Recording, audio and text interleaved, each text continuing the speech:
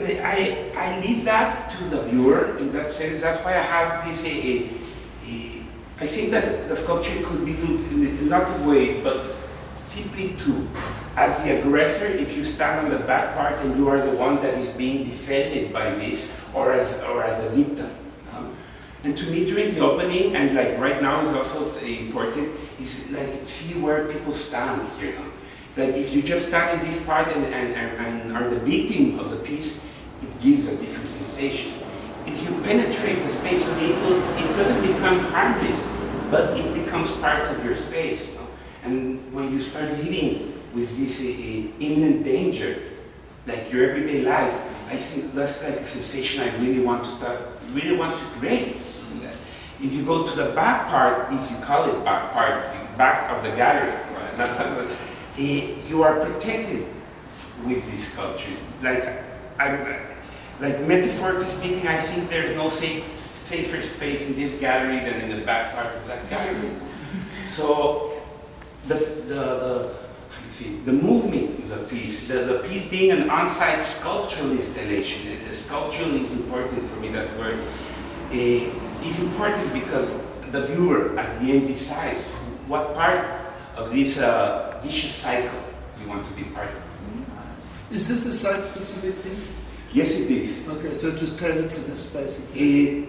I tell a little story, history about this. Luis de Jesus and I have been talking about this for a couple of months. When he told me, you know, this is your space, the only thing I need to do, because I know what I want to do, you know, I know at least I want to make the space tell the viewer to fuck off. That's really what I want the space to do. So it's part of my fuck off project. I'm doing this all around, making spaces protect themselves, also making paintings that are protecting themselves in a more metaphorical sense.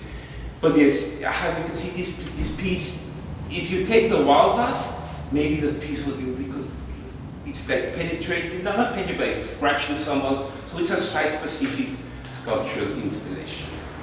And this piece, the security piece, I mean, the imagery I get out of it, it's almost like being, you know, this corrugated iron, there's a distinct wall, is what I get out of it. And I was just worried, you know, I mean, I only saw the security, you know, when I saw it in real life. When I saw the image that came in on the internet, I didn't even read that. Okay. And I just thought that it was extremely beautiful in the fact that it sort of looked like shards of, you know, corrugated metal and referential to some older pieces of art, but it really is beautiful. I mean, there's a lot of beauty in the work too. So I mean, this whole issue of violence and beauty seems to, as this young lady said earlier, I mean, there's the dynergy that you're talking about is very evident.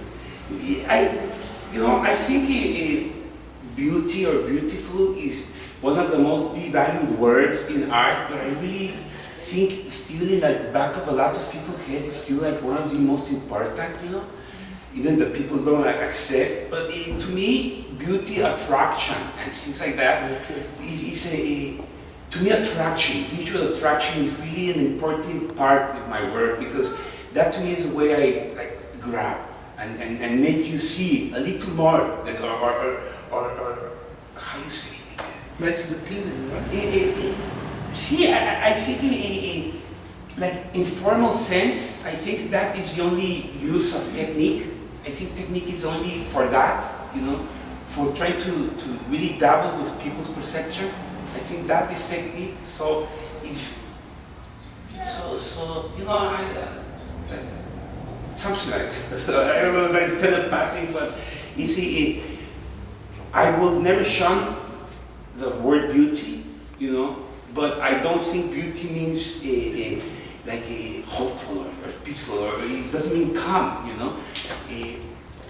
I was, for a while, like, I did explosion paintings, no? Like, I painted explosions, like exploding cars, exploding airplanes, exploding like that. So I really wanted to, like, what is an explosion? What is there in an explosion that really attracts my eye? Because it depends on what part of, like, moral or political part you are in an explosion, being something caused by other people to harm someone. It depends on which side you are on to see if it's really something atrocious or really something beautiful, you know. I started looking at something so like subtle as looking how a tree grows, no? And comparing how a tree grows as how an A-bomb explodes, and how these two things have exactly the same type of growth, but with different times and things like that. And they both really cause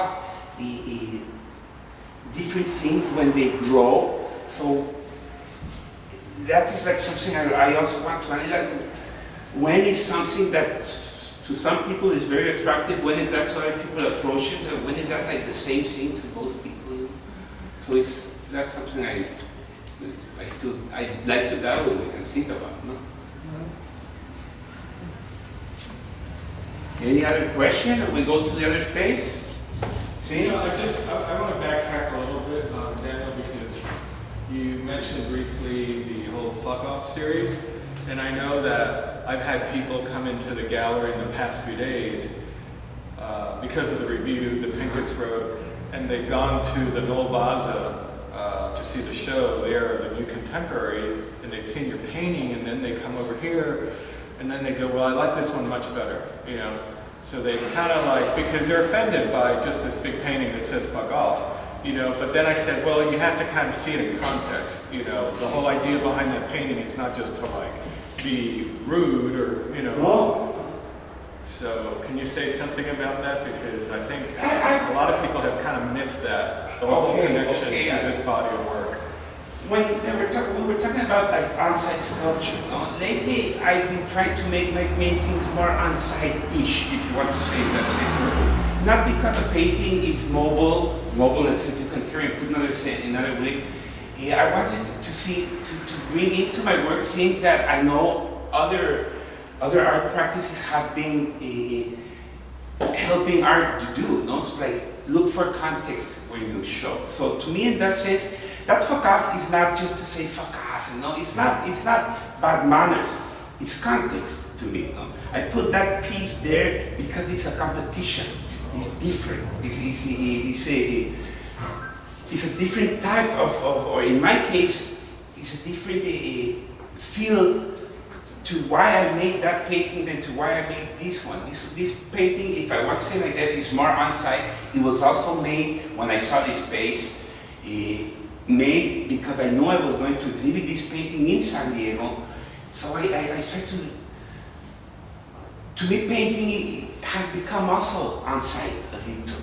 Even if it's on a stretcher and it goes from here to there and then. Well, and direct relation to this as well, to the sculpture. And this is the reason why when I first came to a studio and I saw that painting, I was just like, wow, this is so severe. Because, you know, up to this point I've been seeing color in your work. But then it made complete sense because you were dealing with this whole idea of this, you know, the security, defend security, and how these two things are going to work together in one space. So